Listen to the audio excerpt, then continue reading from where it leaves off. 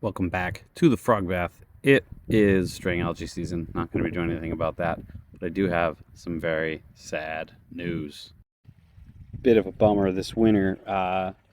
It froze pretty hard, and well, the ice was melting, brought some stuff down, and caused the pump cord to get unplugged, which was not noticed for several weeks. So we did have 100% fish kill and frog kill in the pond this year.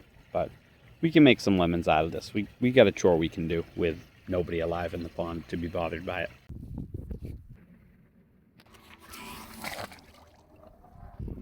Planted some raspberries over here, so get some water on them.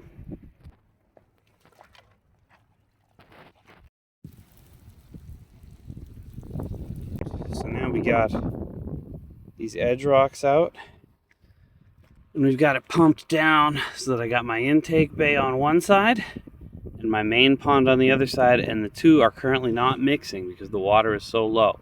So the only water that's being pumped out now is from the pond. There's still some water in the bog, but that's been dropped enough there's nothing coming in the pond anymore.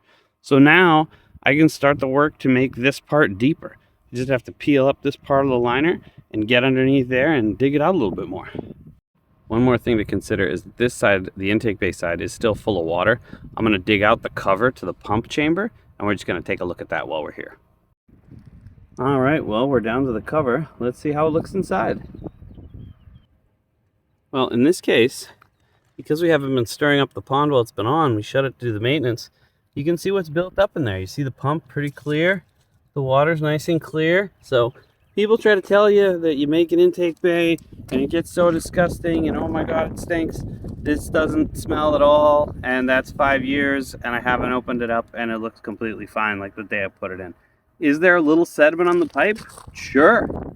I don't really think it's an issue. Do you? Now we're just going to scrape this area clean. We're going to push everything back into here so that the intake bay stays put, but we can work on this part here. And if you're freaking out thinking, oh my God, metal tools, this is rubber roof liner, guys. It's not an issue. Well, it ain't glamorous, but you just kind of reach underneath and you work out all the stuff that's in under where this intake bay comes in. And in doing that, we've dropped it about 6 inches to a foot. So now the pond will flow into the intake bay a little bit better, so we can get some rocks back. But you can see you can make repairs like this. You know, yeah, it was some work to get this up, but not as much work as taking the whole thing apart. So what's nice about these things is you can repair them. Well, it's looking a bit like a mud puddle, but we are filling it back up. That intake bay portion is about 6 inches deeper overall, which is great. So if you've had a winter tragedy like me, or you've just been putting off some spring maintenance, get out there and make the most of it. Lemonade's delicious.